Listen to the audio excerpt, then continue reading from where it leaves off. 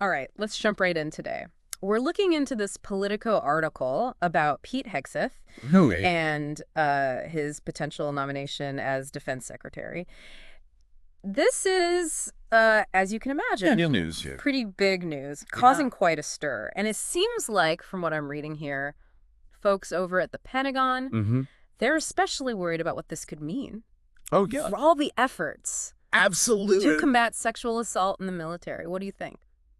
Well, it's definitely a controversial pick, for sure. I mean, Hegseth's nomination, For sure. it brings up a lot of questions, especially with everything highlighted in this Politico article. Yeah, you flagged this incident from back in 2017, Yeah. where there was a police report filed Uh-huh. alleging sexual assault by Hegseth. Now, the article does say he wasn't charged, Right, and right. he's denied any wrongdoing. Ours. Yeah. But still, this, along with his whole stance on women in combat, Mm-hmm. really seems to be making some people uneasy. What do you make of that? Yeah. It's understandable to see why this is raising some red flags. Mm. I mean, the article even quotes a DoD official Really? who straight up says that this nomination sends, and I quote, bad signals. And it goes on to explain that there are concerns about, potential backsliding Oh, wow. on all the progress that's been made addressing sexual assault within the military. And this isn't even the first time Hickseth's been in the spotlight for these kinds of things. Didn't he, openly oppose women serving in combat? Yeah, he's definitely expressed those views publicly before.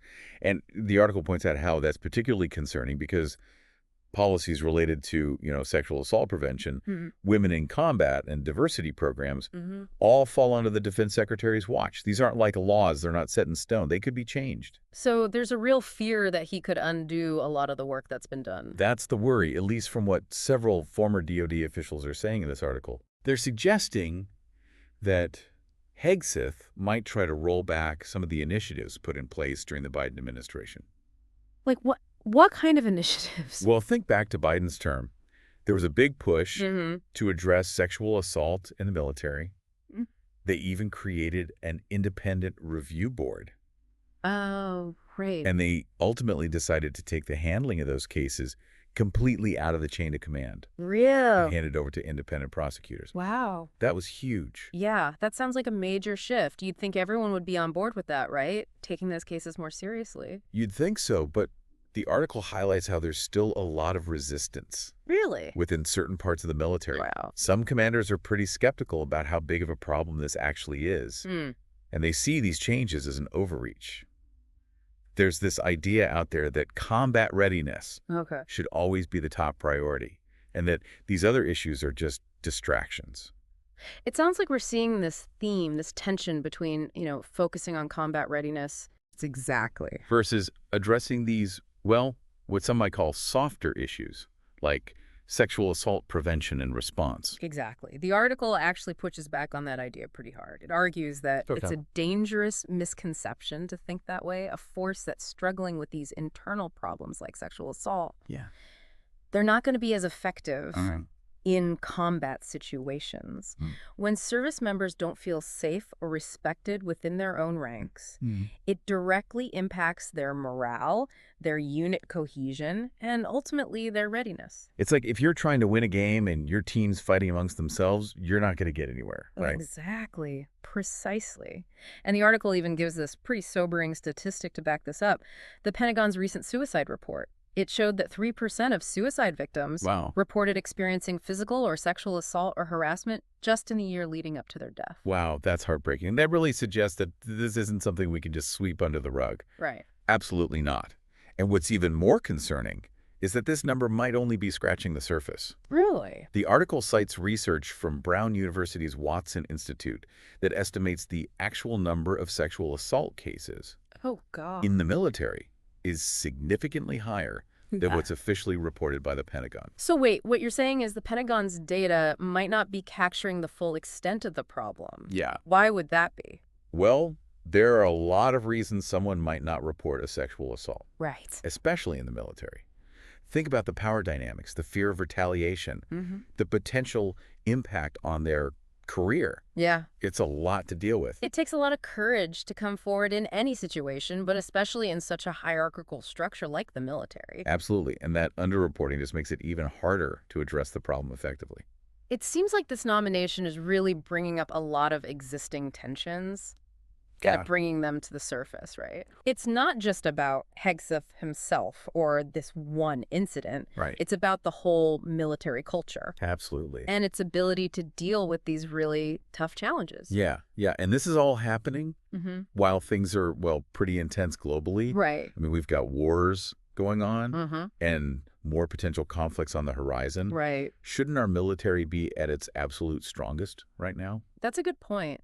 And this Politico article does a good job connecting those dots. You know, it talks about how ignoring these issues could actually make it harder to recruit and retain people in the military. Oh, absolutely, yeah. That's huge. I mean, if you're someone thinking about enlisting and you see that these issues aren't being taken seriously, you might think twice. Right. Totally. And then for those who are already serving, if they're facing a culture where they don't feel safe or supported, they might just leave. It's like a vicious cycle, right? Exactly. If you don't address these problems, you end up with a less capable force, and that makes it even harder to fix anything. Exactly. It all feeds back into itself. This article really drives that point home. There's this quote from Andrea Goldstein, who used to work on force resiliency for the Navy. She says, and I'm quoting here, "It means we can't win. If you want to protect the peace and fight and win our nation's wars, you need to have a strong, resilient fighting force. And if you are undermining that strong and resilient fighting force in the form of denigrating members of your formation, in the form of doing things that make them less safe, particularly from other service members, then you can't achieve your mission." Wow, that's powerful. It really puts things into perspective, right? Like, this is about more than just making people feel good. Exactly. It's about creating a military where everyone feels safe and respected. Absolutely. So they can do their jobs effectively. It's not just about doing the right thing. It's about making sure our military is as strong as it can be. Right. The article makes this argument that if you just sweep these issues under the rug, it weakens the whole force. It does. But changing a culture like that in the military, that can't be easy. Oh, it's definitely not easy. It's a massive organization. Huge. Deeply rooted traditions. Does the article talk about any specific changes that are being made or that need to be made? Yeah, it does go into some specifics. It mentions this thing called the Integrated Primary Prevention Workforce. Okay, break that down for me. Sure. So what is that? It's basically like a specialized team within the military that focuses on preventing these incidents from happening in the first place. I see. They're trained to do training, implement policies, and just generally create a culture that doesn't tolerate these behaviors. That sounds like a good step. Yeah, it seems like a step in the right direction. But the article mentions something about challenges with staffing this workforce, right? Yeah, that's a big issue. There's often pressure from commanders who are more focused on filling combat roles. Right, we talked about that. It all goes back to that tension we discussed earlier, right? Yeah. That focus on combat readiness, sometimes overshadowing these other support roles. So even though they know there's a problem, they're trying to address it, there's still pushback. Oh, for sure. It's hard to implement these changes. Yeah. According to the article, there's still a lot of skepticism. Really? Among some people in the military about how serious this problem actually is. They think these changes are going too far. Wow. That they're undermining the chain of command, creating unnecessary bureaucracy. So it sounds like there's this real cultural divide within the military on how to approach these issues. I think that's a good way to put it. The article really highlights how complicated it is to change a culture like that. Yeah. Especially in a big hierarchical institution like the military.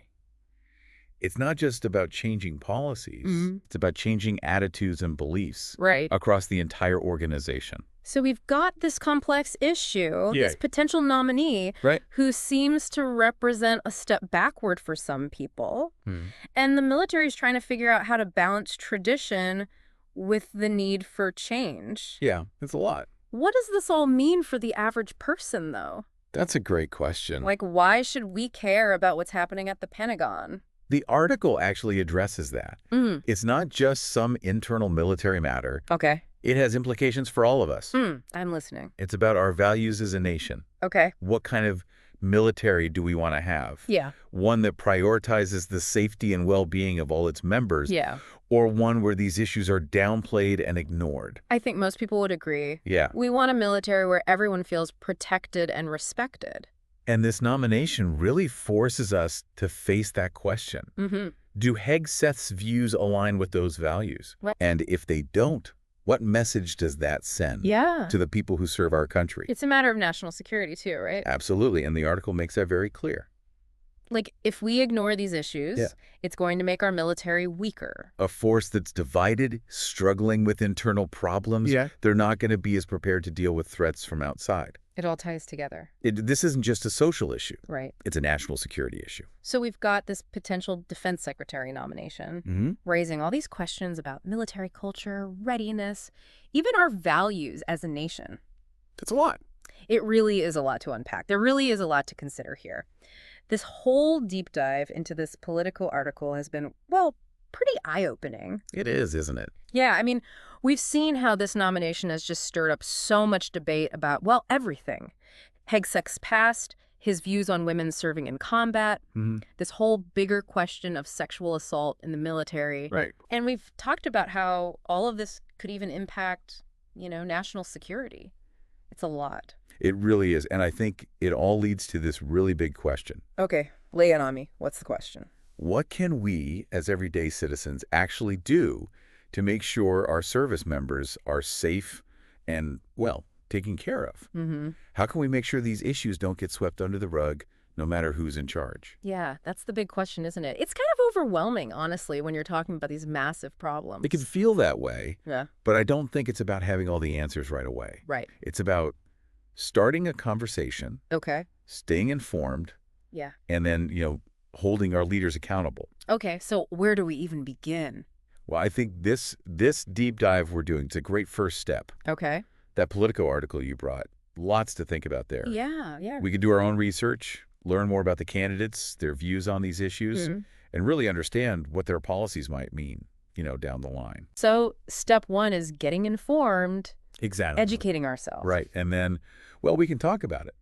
Have conversations like this one. Yeah. Share what we've learned and make sure our voices are heard. Write to your elected officials, talk to your friends and family, get involved. It's about using our voices, using our votes to make a difference. Exactly. And, there are organizations out there doing great work on this issue. We can support them. Oh, right. Like groups that help survivors? Yeah, survivors of military sexual assault, groups advocating for policy changes, groups promoting a culture of respect within the armed forces. So it's a multi-pronged approach. It is. Get informed, speak up, support the people who are making change happen. Absolutely. And remember, this isn't just about those who are serving in the military. It's about making sure our military is as strong and effective as it can be. Well said. This has been a really insightful deep dive. Yeah, it has. I appreciate you taking the time to break all of this down. Of course. Happy to be here. We've covered a lot of ground here. We have. And I hope our listeners are feeling, maybe a little empowered to take some kind of action. I hope so, too. Thanks for having me. And to our listeners, thank you for joining us on this deep dive. Keep learning, keep asking questions, and most importantly, keep the conversation going.